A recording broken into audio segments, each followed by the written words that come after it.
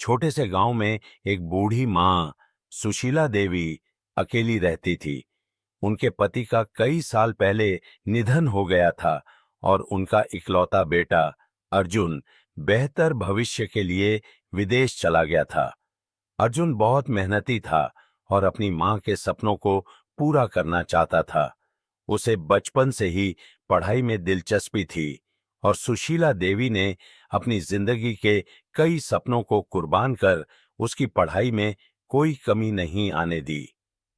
अर्जुन ने वादा किया था कि वह जल्द ही लौटेगा और मां को अपने साथ ले जाएगा। हर रोज सुशीला देवी बेटे के फोन का इंतजार करती। अर्जुन का फोन आता तो सुशीला खुश हो जाती, लेकिन ये कॉल धीरे धीरे कम होते चले गए। उसने सोचा था कि अर्जुन अपने काम में व्यस्त हो गया होगा और उसे परेशान नहीं करना चाहती थी। समय बीतता गया, मां का इंतजार लंबा होता गया, लेकिन बेटे की कोई खबर नहीं आई। आसपास के लोग उसे बार बार समझाते कि अब उसका बेटा बड़ा हो गया है, उसकी अपनी जिंदगी है, लेकिन मां का दिल उसे यह मानने को तैयार नहीं था।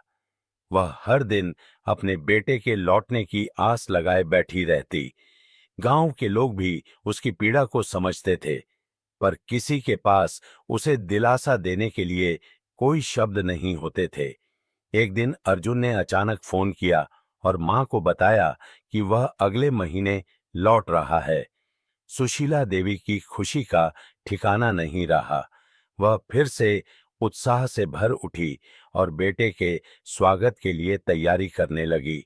उसके आने का दिन आ गया। अर्जुन पहुंचा, लेकिन मां ने अपने बेटे में कई बदलाव देखे। वह पहले जैसा नहीं था। अर्जुन का शहर का अंदाज और रहन-सहन बदल चुका था। अर्जुन ने मां को अपने साथ शहर ले जाने का प्रस्ताव रखा, पर सुशीला देवी को अब महसूस हो चुका था कि बेटे का जीवन अब उनसे अलग हो चुका है।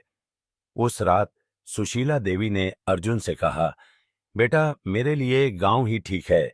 मैंने अपनी जिंदगी का सबसे अच्छा समय यहीं बिताया है। तुम खुश रहो, बस मुझे आशीर्वाद देने का अवसर दे दो। अर्जुन कुछ समझ नहीं पाया, पर मां का निर्णय मान लिया। गांव लौटने से पहले वह मां से मिलने आता रहा, पर मां के पास इंतजार की वो चमक अब नहीं थी। उसने जीना सीख लिया था, बेटे के बिना भी। मूल संदेश: मां बेटे का रिश्ता बेहद खूबसूरत होता है, लेकिन हमें यह नहीं भूलना चाहिए कि अपने सपनों की खोज में हम उन्हें अकेला न छोड़ें।